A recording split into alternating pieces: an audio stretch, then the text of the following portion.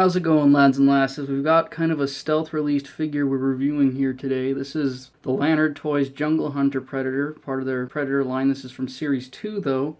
There weren't any official announcements for this that I saw. I'm usually pretty in the know on things like this. But it's out, it's here. Let's take a look at it. So I'm not going to comment too much on the detail here because they're not really a highly detailed collector's item. They're more of a just a fun action figure that's, officially licensed. So if you're thinking about getting this expecting a collector's quality, highly detailed figure, go get a NECA. What I really like about these is these do feel like the Predator figures that you would have wanted as a kid. Not that as a kid you should have been watching the Predator movies, but I did, so...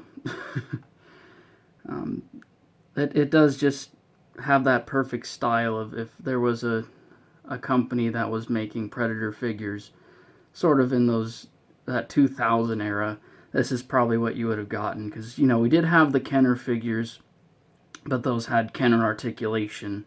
So this is a bit more of a modern, I guess what I would consider a modern take. So let's look at that articulation. The head's on a ball joint there. It does get pretty inhibited because the hair is, kind of a solid piece, and it gets blocked by the med pack there.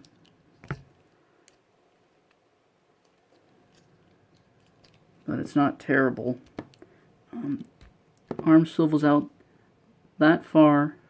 The little shoulder pauldron there kind of blocks it a bit, but it'll go a full 360 degrees there. And then you get elbow swivel there, and it rotates. You don't get... I kind of wish you would get a better range of motion out of that. You probably could if you were to take like a Dremel or even like an X-Acto knife or something, and you just cut a little slit into the bicep area there. You'd probably be able to get a little bit more range out of that, but I don't think it's really worth it for this figure to do something like that. Wrists, I believe, are on a ball joint, but you don't get much flex out of that. You get plenty of rotation, though. Plasma caster is on a swivel there at the bottom, little peg joint, and then it's on a tiny ball joint there at the base. So you have 2 points there. You only really need one because they both kind of do the same thing. So if you were to just have the one at the base there, that would be fine. But it's not an issue having two of them, so there you go. Then you have like a ball joint on the waist there, and you get some crazy movements out of that. Full 360. So that's cool. Legs swivel out about that far. You can't do the splits with this guy. Just a single jointed knee. And then the foot's on a ball joint. And that about sums it up. Now you don't get much in the way of accessories for this figure. It's not really necessary. What you get with this is a removable mask. And it actually fits pretty good. So let's take a look at the maskless face there, which is, it's stylized. Lanard figures are stylized, they're more fun, like I said. You're not going to get crazy detail. And I think it does look pretty cool for what it is, though. And the mask does snap on there pretty well. How it works is on the ends of the cheeks there, it kind of wraps around the back of the mandibles. So there's a little bit of flex to the mask plastic, so it sort of expands as you're pushing it on there, and then it clips behind once it goes all the way back. And it's not going to come off. You can move the head pretty well without accidentally taking it off. So it works. Alright, so we've checked out the ins and outs of this figure. What's my official review on it? It's really an official review for the whole line, because there isn't, aside from it being a different Yautov for each figure, there isn't too much different, articulation-wise and things like that. I'm really happy with this line as a whole so far. We're on to Series 2 now. I honestly didn't think there was going to be a Series 2. For those of you who don't know, Lanard, for a while they were best known for the off-brand G.I. Joe figures. When G.I. Joe switched from those classic figures that had the waists that were attached with the rubber band that, would snap after a while and then you'd cry because you're a little kid and that was your favorite G.I. Joe. But when G.I. Joe moved on from that, Lanard kind of started making figures with that basic mold and style. And they did some pretty cool stuff with that. I remember I had quite a few of those growing up. And then eventually they moved on from that mold and they created their own style figures, which were also pretty cool. And, these are, military, just generic cool military guys. You get some pretty cool guns with them too. And then I believe Kong Skull Island was their first licensed line. I didn't get any of those because they were a little too kiddie, like even kiddier than this, even kiddier than those bootleg not bootleg but off-brand G.I. Joe figures. So it didn't do it for me. But when they got the Predator license, because they had the Alien license first, and it was a Walmart exclusive line.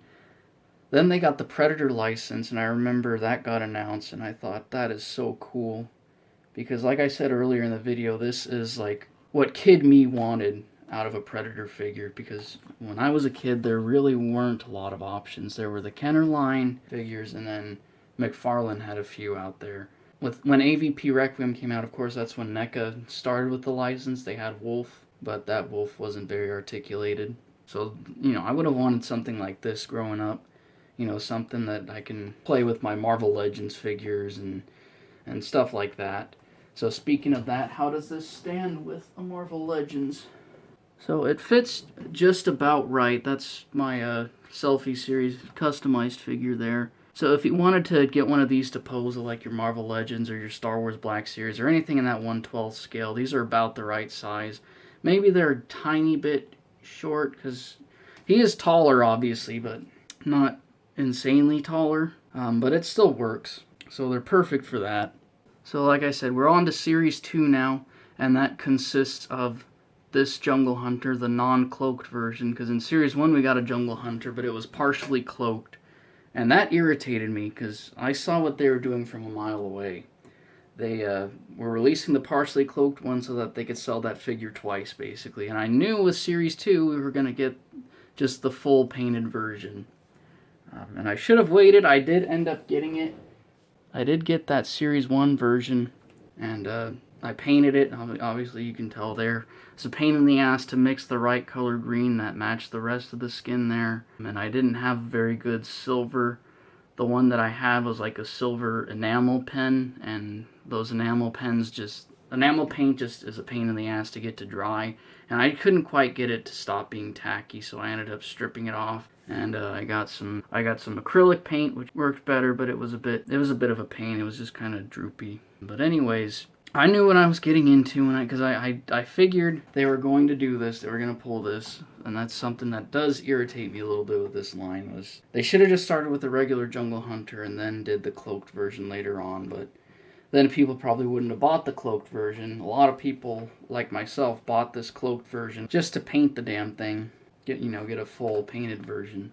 It was getting to a point, though, where they hadn't announced a Series 2. It had been about a year since Series 1 came out. And I figured, I'm not sure if we're going to get a Series 2, because it doesn't seem like with the Alien line they've announced many more series beyond the first one or two. I didn't really keep up with the Alien, not as big of a fan of that, but I was starting to think maybe, this is my only chance to get a Jungle Hunter figure. I should just get this and paint it. Who knows? This might be it. And it turned out I was right initially. It wasn't it. So I'm a little irritated with that, but it's whatever. I'm just happy that I have this version now, and it is worth getting this one if you already have the first one because of the removable mask. And the paint job's a little bit different too, but it's not much different aside from that. If you're happy with the first one, you did a nice paint job with it. Nicer than what I did. I just basically filled in the blanks with mine. You might not get as much value out of this figure, but they're not very expensive. They're still the same price point of around $15. This is, of course, a Walmart exclusive line. That's where you're most likely going to find this. You can look around on eBay. That's where I ended up getting this one because my Walmart is very slow at getting stuff in stock. But I didn't really pay scalper prices for it. It was $20 altogether. That was with taxes, and it was free shipping, so I figured that's how much I would pay if Walmart had it listed on their website, which they do. They'll just never be in stock there. So, you know, if you bought it from their website and you paid $4 for shipping, it didn't really feel like a scalper price to me. I wouldn't pay any more than that. Like, I wouldn't even go to $25. I would say maybe 21 if you're desperate. But, you know, don't feed those scalpers more than that. So that's going to do it for this video, you guys. Thank you guys so much for watching. I hope you have a good one, and I'll see you guys next time.